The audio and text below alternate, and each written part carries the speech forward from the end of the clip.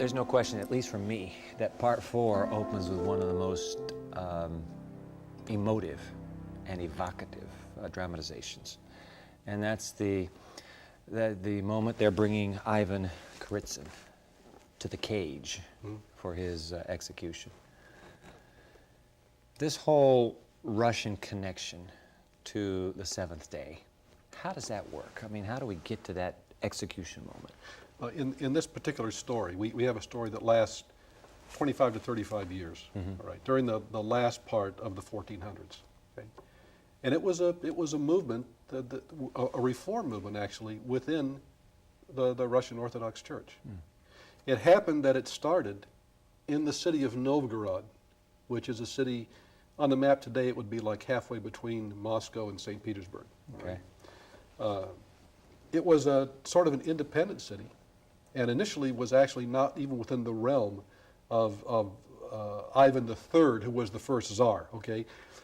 But when he took it over, he found this Reformation, this movement going on there.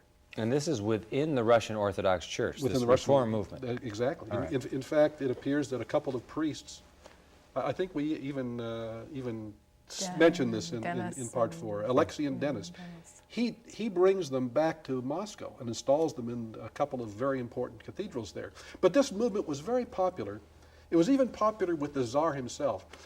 The movement was anti-icons, Okay. for example. Which is significant for an Orthodox church because icons are huge. Yeah.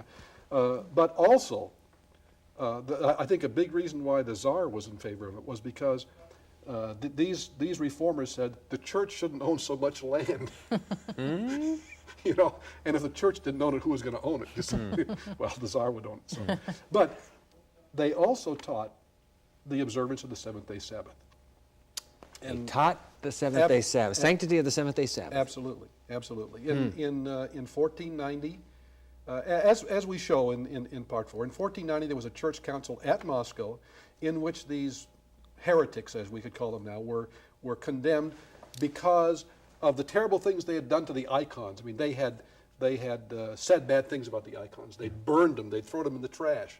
All right. Various ones had done different things with regard to the icons, but according to the pronouncement of that church council, all of you have honored Sabbath more than Sunday. And their word for Sunday, it's clear. The Russian word for Sunday is the word the day of resurrection. All right. So you've all honored the Sabbath more than you have the resurrection day.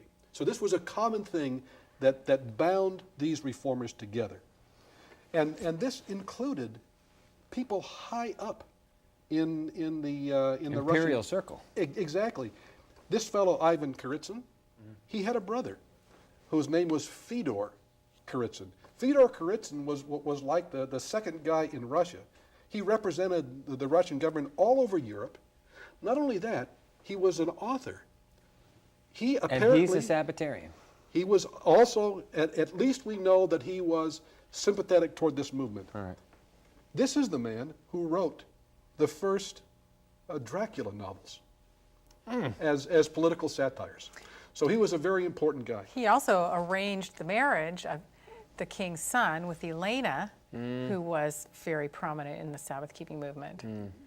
Yeah. Now it happens that the Tsar ends up with his household, in which he has his daughter-in-law, who is now widowed because his son, her husband, had passed away.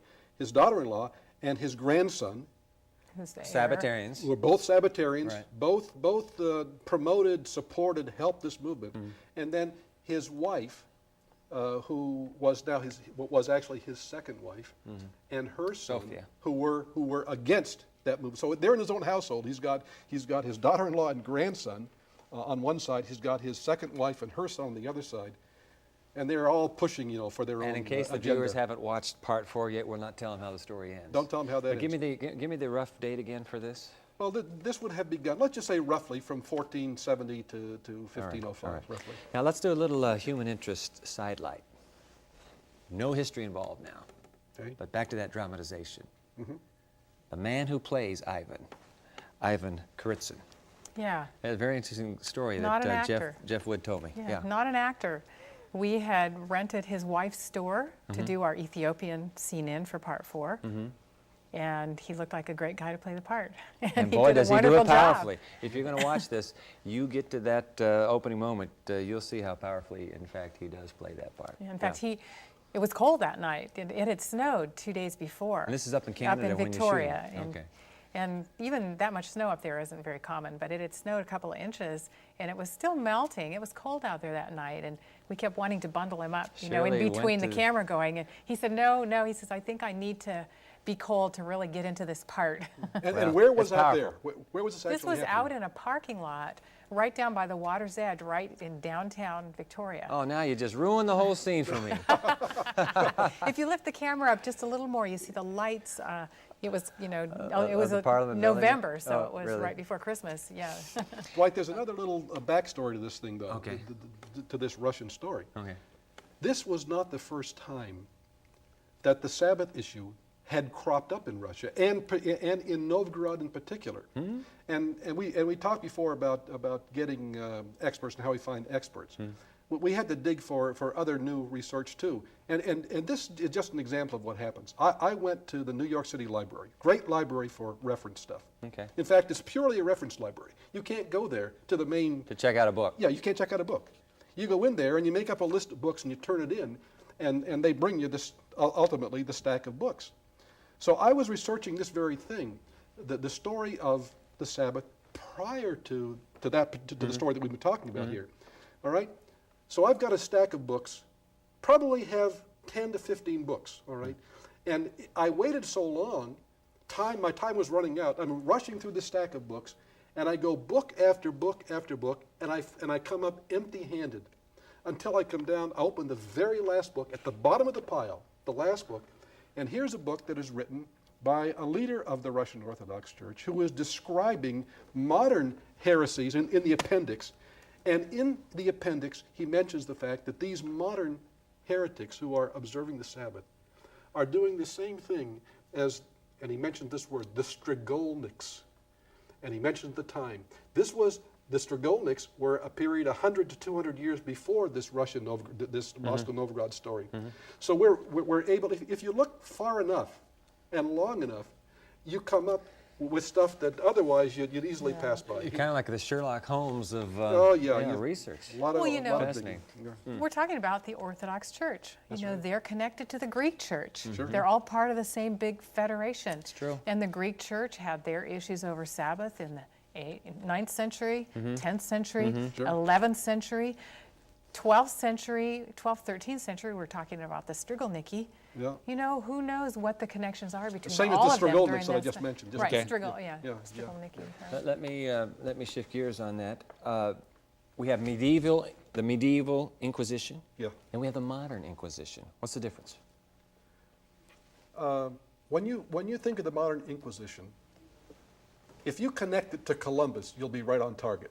The modern Inquisition? Yes, and the reason is 1492. This. Exactly, because it was Ferdinand and Isabella who they had married and had united Spain by their marriage, all right? And they became known, and they are still known today, as the Catholic monarchs. It was Isabella herself who requested of the Pope to authorize an inquisition in Spain. And over in Russia, our priest over there really liked what the Spanish Inquisition did. The priest, how effective it was. Yeah, the bishop who was against these Donati. Sabbatarians. He had heard about the Spanish. It was in its early years at that time. And said, I like what they're doing over there. Let's do it here in Russia too. So the Inquisition was initiated. The modern Inquisition was initiated by Queen Isabella, the Queen Isabella, who sent Columbus on his voyage. Yeah. De la Fuente.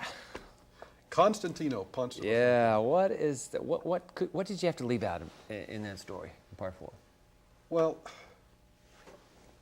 we didn't tell the details about his arrest and what led to his arrest, but as far as the story of his position there in that church, Pat and I have been there in that. It was the cathedral. largest cathedral in Europe. It took 200 years to build.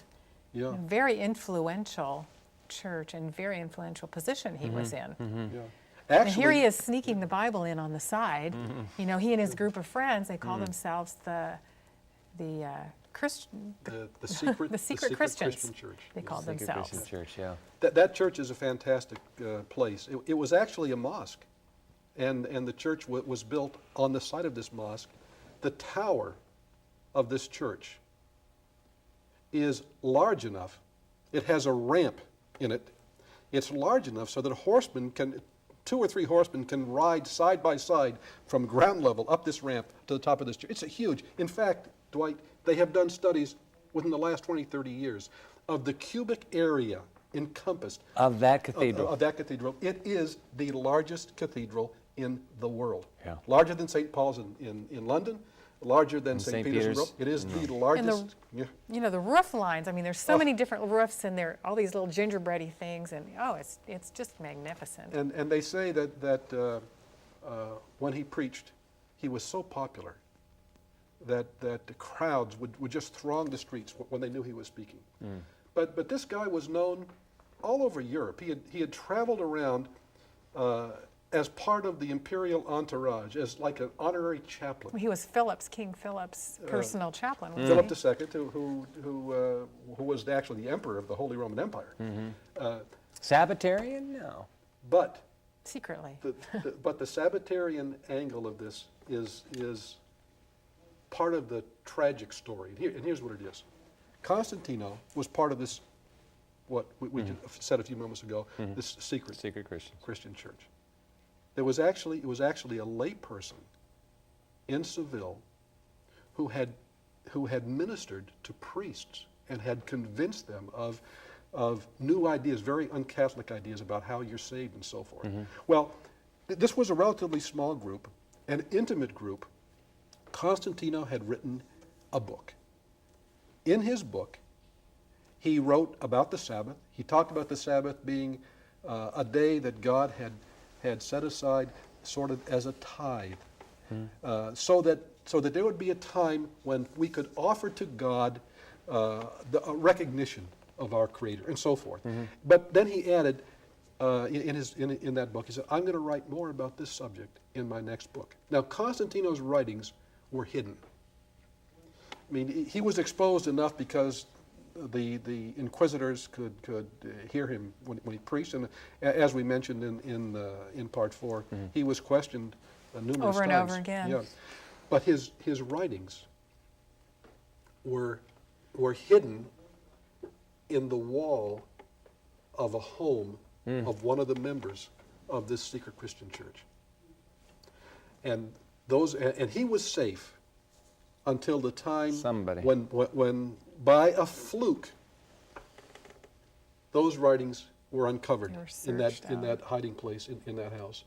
And when those were uncovered, then he was arrested, and as we know, a few months later he died. But so we never got to hear what he was going to write more about the Sabbath. He said, I'll write more in my next book. Never got that book. We never got that book. Anabaptists. Our community of faith traces its roots back to Anabaptist heritage. But Anabaptist Sabbatarians, you have more to bring up than you mentioned in part 4? You know, the story that we tell in part 4 is the story of Oswald Glate and Andreas Fischer. All right.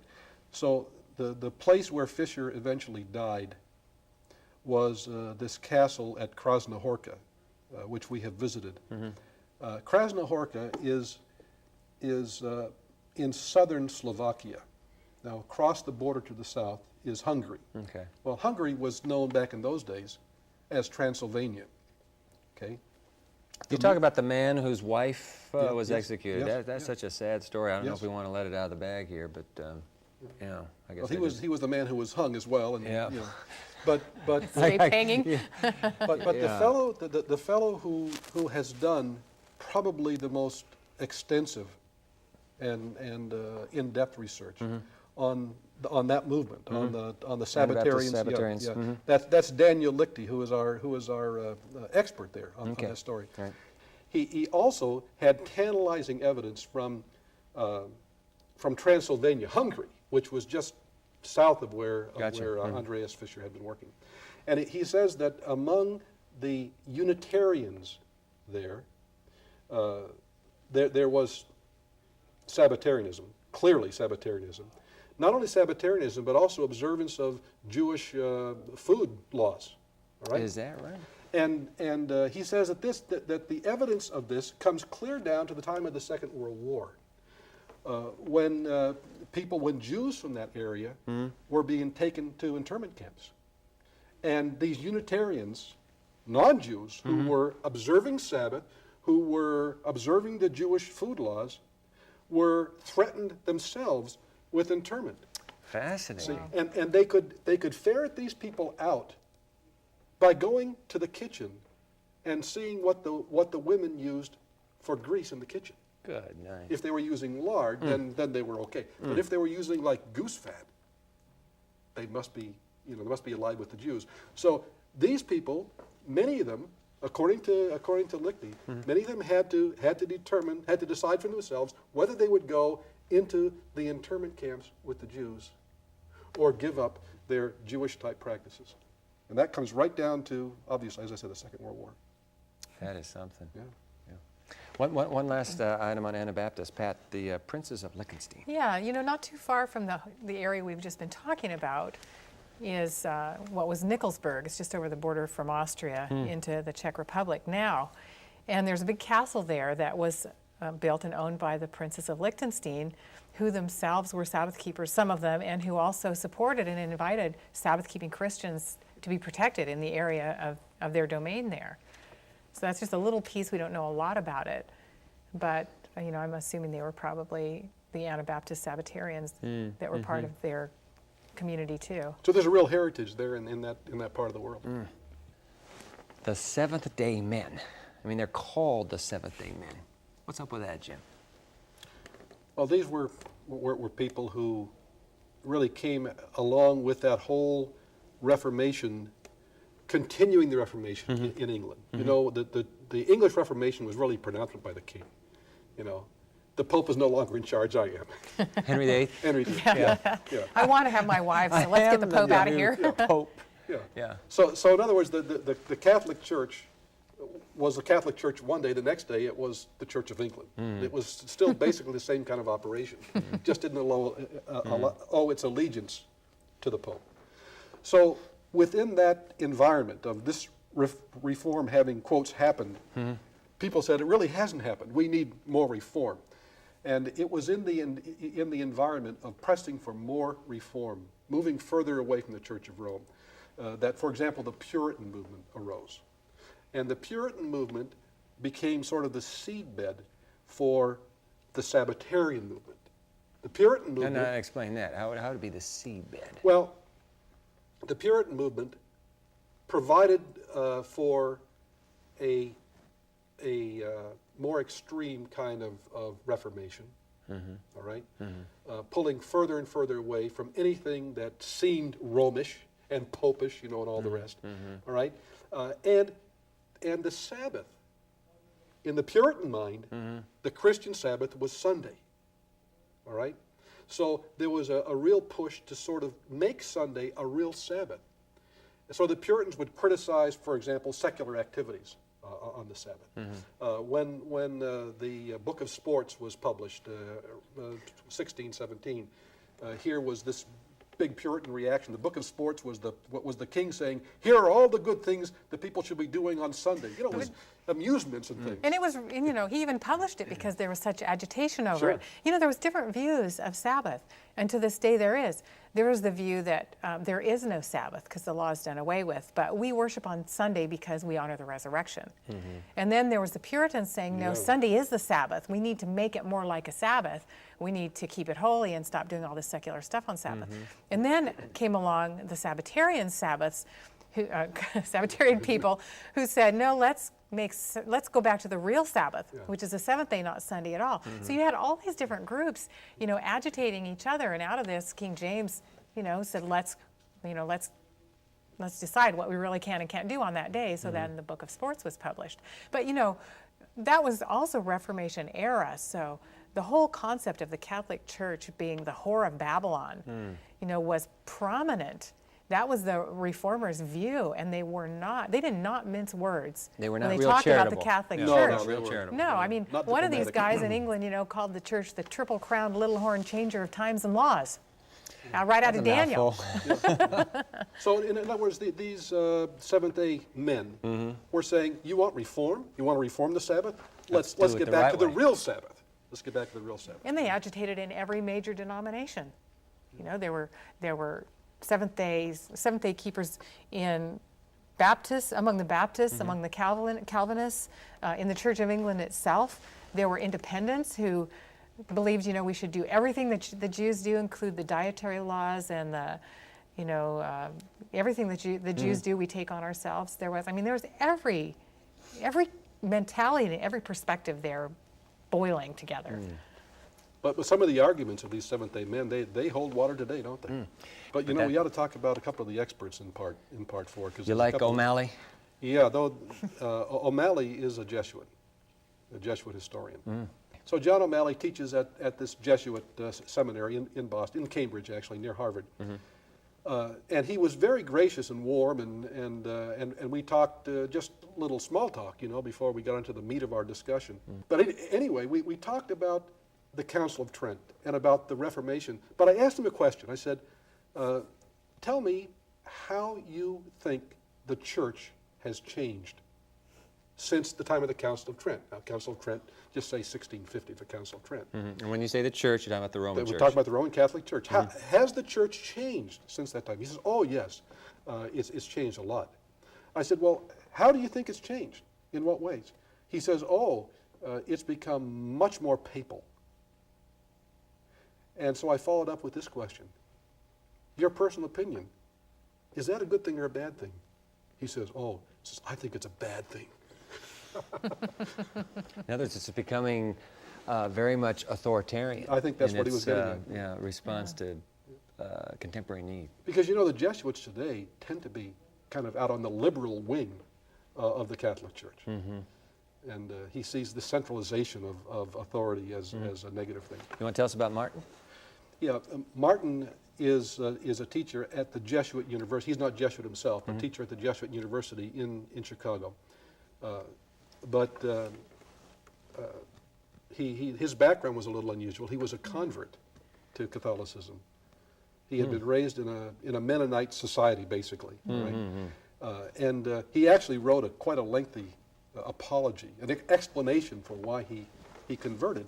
And long story short, his defense was this: I like to be someplace where there's a place where the buck stops. He says, you Protestants don't have any place where the buck stops.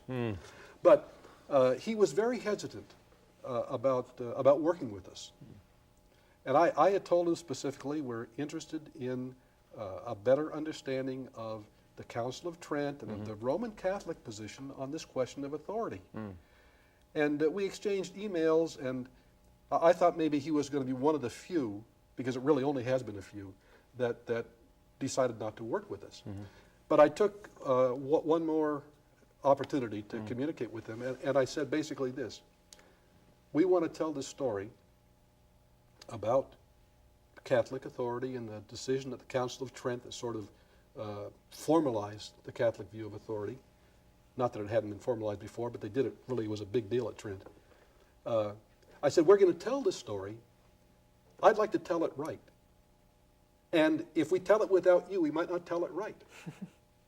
So that's why we want you. And so he wrote back and said, yes, okay, I'll do it. Great. And actually, I believe, Dwight, he only speaks one time in part 4. But I think that what he says in a brief paragraph just gets so much to the heart of the issue of the way that the Catholic Church views authority. It just clarified the whole thing for me, at least. And I'm just so glad that he was finally willing to do it, even if we only used one clip from his interview. When we come back with part 5, let's get into the whole church-state issue as it affects the Seventh Day.